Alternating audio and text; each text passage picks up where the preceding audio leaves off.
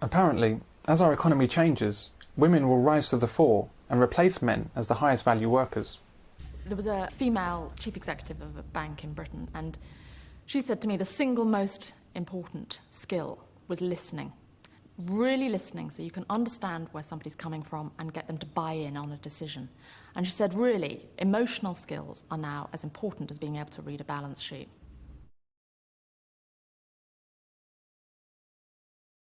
Although women may like to think that there are some jobs that they can naturally do better, this simply isn't the case. In general, the only way women rise to the top in organisations is when they're put there artificially to fill a quota and avoid government sanction.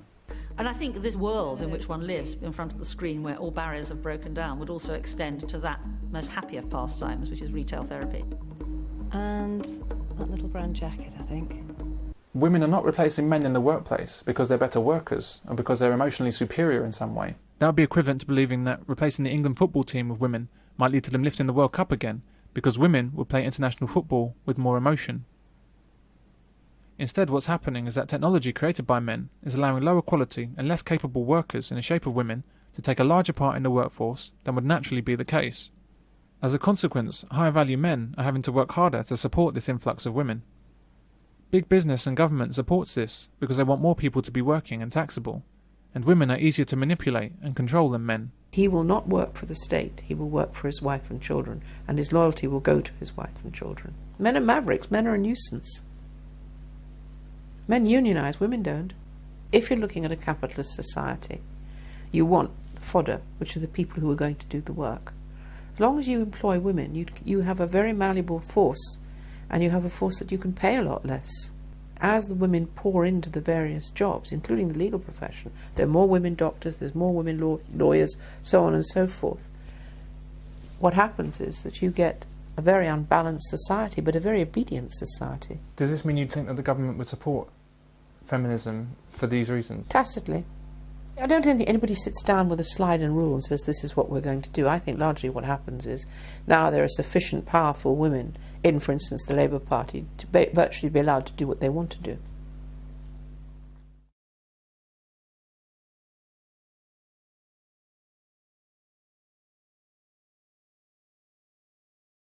And finally, proof of what women have known for an awfully long time. Men can't cope with colds. A survey has found that 1 in 3 men takes time off from work for colds compared to 1 in 5 women. Any man that works alongside women will know how ridiculous this sort of claim is. How often has she been late or away at the doctor's for women's troubles? No, but she won't be in this afternoon. What? Why not? How much do you know about gynecology? How often have you seen her crying instead of getting on with her work? You all right, Julie? You sure? Yeah. Tim, look after the desk. Come on. Let's go and have a talk. Oh, no, I can't. I've got to do some typing for Mr. Bridges. Or perhaps you haven't even seen her for a year while she's been on maternity leave. Men are far more often at work than women are, and are more useful to the employer and colleagues. But what can men say in the face of this sniping without belittling themselves? Look at this man caught in a crossfire. Fiona and I aren't saying anything about this at all because we don't want to be accused of men bashing. No, but bless them, they are more sensitive souls, and obviously that's why they get what we call man flu. It's pneumonia, a cold. Really. Yes, it's a responsible thing to do, not to come to work if you're poorly and infect everybody else. We're just showing social responsibility. Well, no, you absolutely stay at home and make not. everyone at home suffer. Just put the kettle on and be nice to us, just for a day. Just you put the kettle on. Did you hear that? 23 years, John Stapleton was saying earlier, not a day sick. 6 years for me, not a day sick. That's because Mrs. Stapleton looks after him, as well as all the other things she's got to do. Just club me, get it over with. Boom, that's fine. Whilst you'll get these women coming out with these nasty comments and cracks against men, no man really wants to get down in the gutter with her and start trading insults. So what men have tended to do over the decades is they've sat back and thought, well, if we just let it carry on, it will eventually go away. But unfortunately, it doesn't go away. It actually gets worse. Indeed, Doris Lessing, who's a sort of feminist icon, wrote in The Observer a couple of 3 years ago, why are women doing this? Why are they demeaning men? And she actually said the most idiotic, ignorant woman can describe the nicest, kindest man in any way that she sees fit, and nobody says anything. And she was a complete loss as to understand why. And she hadn't realised, she's in her 80s now, and she just couldn't understand why has feminism chosen to go down this route. So that's why so many of these men have their sheds at the bottom of the garden to go down to and find imaginary jobs to do, or they go down the pub to get out of it, you know. And I think the mass of men think, well, if we just ignore this and if I just go straight to the sports page, I can ignore all the stuff in between. The media would have it that men are nothing without women, that we couldn't cope.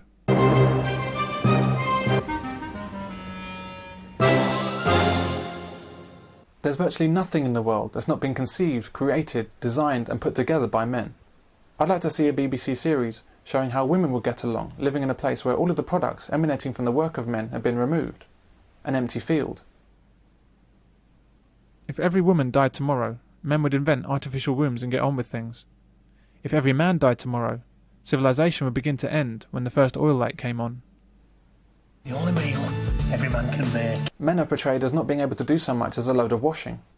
It is men that designed and built the machine, men delivered it and installed it, and if it breaks down, men will fix it. Oh no! My washing machine! Can you fix it? And apparently, almost 4 out of 10 women prefer shopping to sex. It's a trivial article, but it's typical of the thousands of articles written by media women over the years to devalue men. Women's magazines, I mean, I sometimes my daughter buys them, and I saw a page there where it was basically encouraging women, paying women to write in to slag their old man off. Send a photograph of your old man in, write a page slagging him off and we'll give you 25 quid. And I held it to my daughters, what are you doing reading stuff like that, Gemma? That's disgusting. And this persistent onslaught has successfully drummed negative attitudes towards men very deeply into the heads of women. This is one of the most hateful articles I've researched, and there are an awful lot of them. I cannot believe that a woman can write this and be published in a newspaper, in this case The Guardian. She wouldn't dare to say these things about any other group without severe legal consequences. I was at a Woman of the Year luncheon. It was held at the Savoy. And outside, and this is in the press cuttings, there were huge demonstration with banners, and on the banners it said, all men are bastards, all men are rapists. And I asked the police, I went down and said to the police, if that was black men or Jews, you'd arrest those women.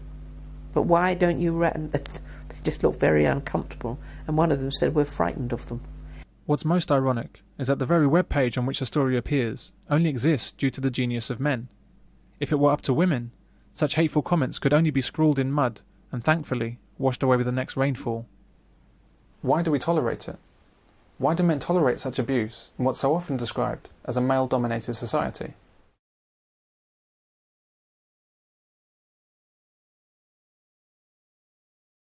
Well, right now I'm not sure there are any men out there who are actually capable of falling madly in love. A long time ago, I asked God to send me a decent man. I got Robert, Cedric, Daryl, and Kenneth. God's got some serious explaining to do.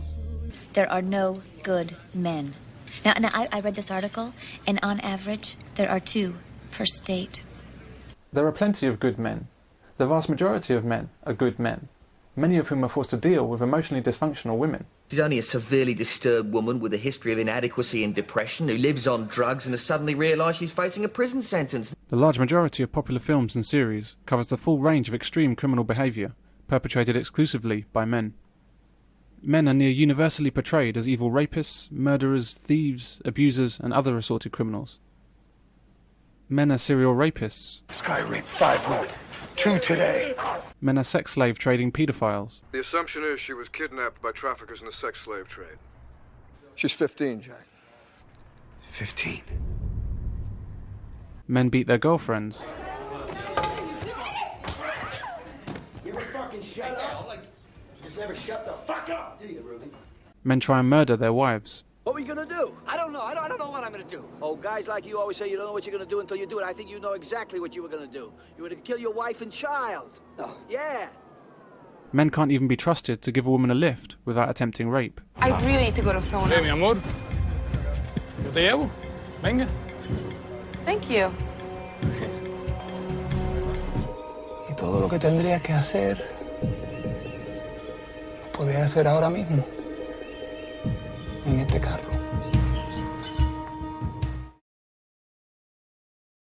Women seem to hold a very special place in our society. So special, in fact, that we fall over ourselves to notice and recognise women's achievements, even when those achievements really don't amount to much. My partner has been named the 33rd most powerful woman in Hollywood, and you think that I wouldn't care enough to send flowers? I'm hurt. Just checking. What time is the luncheon, by the way? I'd love to show up. No men allowed. So it's more of a rug munchin than a luncheon. This little lady is sharp. She went out and she found herself a man to partner up with, and look what she was able to accomplish. Just like parents at their child's school play, we clap and cheer for women who really aren't very good. Take this example.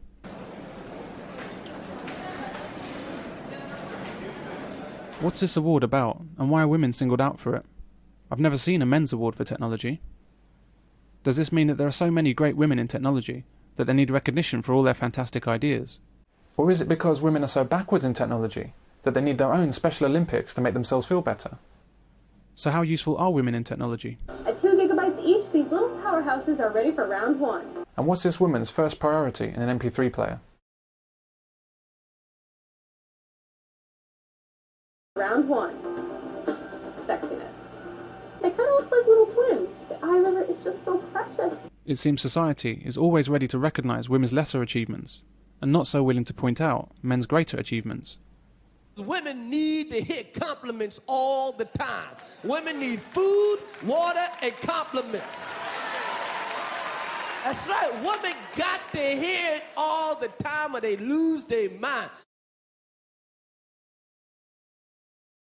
These are the world's greatest soccer players. Look, Pele. Mia Hamm. Another way in which we acknowledge the specialness of women is in women's sports. The European Championships. Coverage begins tomorrow morning at 9. There are many sports that men compete in that women simply can't do. Very crisp movement between the strength holds. In contrast, there's nothing that women can do that men can't. The only sports exclusive to women are sports that men choose not to do. Where they do compete in the same activity, women's performance is nothing like as good as men's. This can be due to inferior strength or lack of endurance, and sometimes it's insufficient speed or toughness. Men don't usually like to draw attention to this fact because they don't want to seem petty, and it makes most men uncomfortable to discuss just how much better they are than women. Well, it doesn't make me uncomfortable at all. Swings high bar with the same confidence that a man would. Good release there. It has to be said, women do bring a certain something to sports, but it certainly isn't performance. We all saw and loved Kelly Holmes winning the 800 metres in the 2004 Olympics. Come on, Kelly! One more goal! Come on, Kelly Holmes! It's goal! Kelly's won the goal for Great Britain! What a race! It was fantastic the way this woman outran all those other women to win Olympic gold for Britain. She's gone on from this to massive fame and millionaire status. Good morning to you. Coming up on this morning's programme, Olympic champion Kelly Holmes. She's heading off to an awards ceremony today, a bit of pampering for the occasion. It's nice that Kelly's enjoying everything and, you know, going lots of places and doing lots of things. It's brilliant. But it seems to me that there's a small issue we're overlooking, and it concerns time. Kelly Holmes runs really fast, for a woman. She won Olympic gold in a time of 1:56. And the world record time for the women's 800 metres is 1:53. But the qualifying time that a man must run to even be considered for Olympic selection is 1:47. A man must run faster than any woman in history just to have a chance of getting on the Olympic team. For a man to get even basic membership to a typical running club in the UK, he has to run at least 1:56 dead, faster than the Olympic gold medal winning performance of Kelly Holmes. What's going on? There are hundreds of male athletes in the UK, holding down jobs while they train, struggling for recognition. They can run much faster than their female equivalents, but we don't know their names, as we do Kelly Holmes or Paula Radcliffe, whose appearance fees alone for entering a race could be £50,000. There's a similar situation with the 100 metres event. Harry Akin's-Ayeti is just 15. He's seriously quick, 10.5 seconds for the 100 metres. This 15-year-old boy can run faster than any woman in history. What does it say about women's athletics when a child can outrun the best of them? When I did karate for a long time, there was a lot of women that did them, you know, and you pair off and you spar. You know, but you don't want to get paired off. When I was a kid and I was doing karate, I got paired off against the woman who was a black belt to even off. If you're a man and you can't beat a woman or you can't beat the smart kids, you're no good. The smart kids. I don't mean no disrespect. No, but of course, I know you don't. Yeah, but if you can't beat a woman in a sport as a man, you're not any good. Now, it's only in modern times that athletics ever split men and women. The events are always about how fast you could cover a distance, how high you could jump, or how far you could throw. The events were no respecter of size or build, and certainly no respecter of sex. The men's javelin weighs 800 grams compared to the women's 600-gram implement. The hammer is a 7.26 kilogram ball. Women use a lighter 4-kilogram ball. The hammer weighs less, the javelin is lighter, the shot put smaller, hurdles lower. I'm only surprised that races aren't made a little shorter to help them out. Well, actually, one of them is. Why do we have the 110-metre high hurdles for men and the 100-metre low hurdles for women? Why must men run farther and jump higher for their reward? If we place women's sports performance in context of actual achievement, we see this. Athletics events around the world pay women the same prize money as men, but the disabled athletes get far less money because their performances are not as good. But women's abilities are barely any better, and often worse, than male disabled athletes.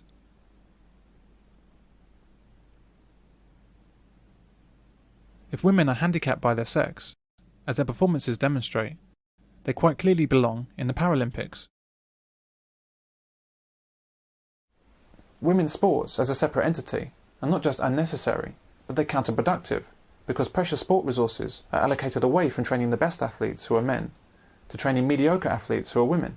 I'll definitely be back and to prove to everyone that I'm still the best in the world, because I know that I can do it. For a woman, being the best in the world means that there are tens of millions of men and boys, disabled people, amateurs and part-timers that can all run faster than her, and that's all it means. Why do we celebrate mediocrity just because the performer is female? It's like giving Olympic gold medals for an egg and spoon race because the kids are cute and try really hard. Paula Radcliffe failed to finish the marathon in the Athens Olympics. Radcliffe stopped running in the marathon, sobbing and overwhelmed by defeat. Apparently, Paula had not reckoned on it being hot. In Greece. In the summer. But she felt the need to explain herself to the nation. I'm hurting so much inside for myself. But I just feel like everyone else does. But apparently it wasn't her fault. It was actually the fault of the Olympics. But you know, I'm almost beginning to think that the marathon isn't a summer sport. It shouldn't necessarily fit easily. It doesn't fit easily into the Olympic programme for the Summer Olympic Games. 26 miles is tough enough, let alone running it up a hill and hot, you know. But, you know, I feel for Paula. And here one of the best players in the women's game. Oh, that's a terrible clearance.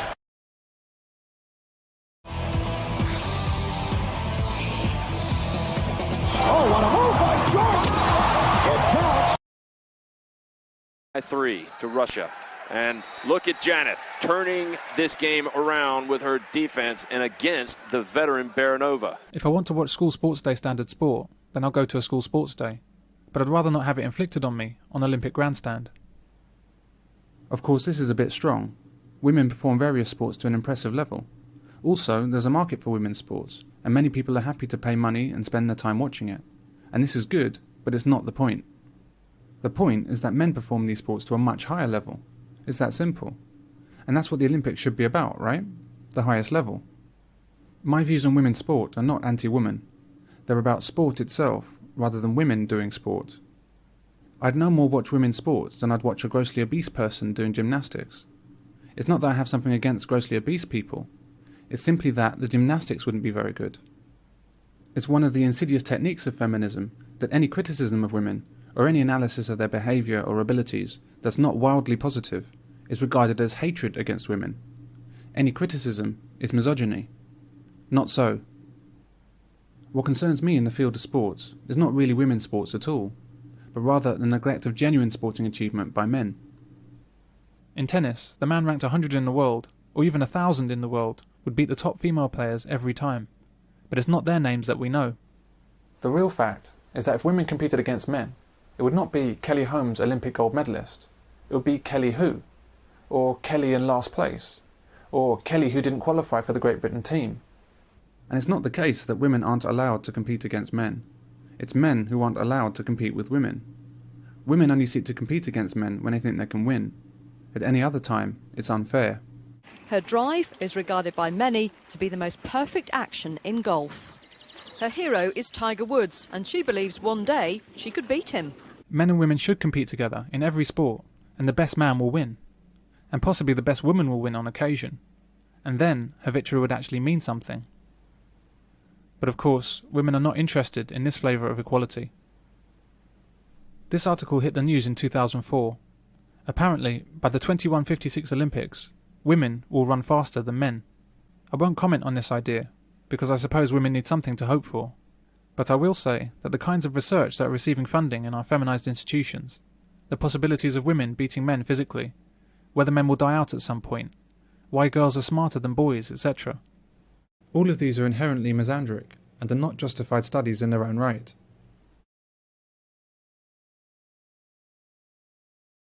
The difference between men and women lies in the chromosomes. Whereas women possess two X-shaped sex chromosomes, men possess one X and one little Y-shaped chromosome.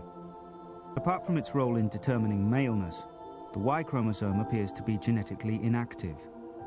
3 times shorter than the X and possessing only a few dozen genes compared to the 15,000 carried by the X, the Y chromosome is slowly decaying.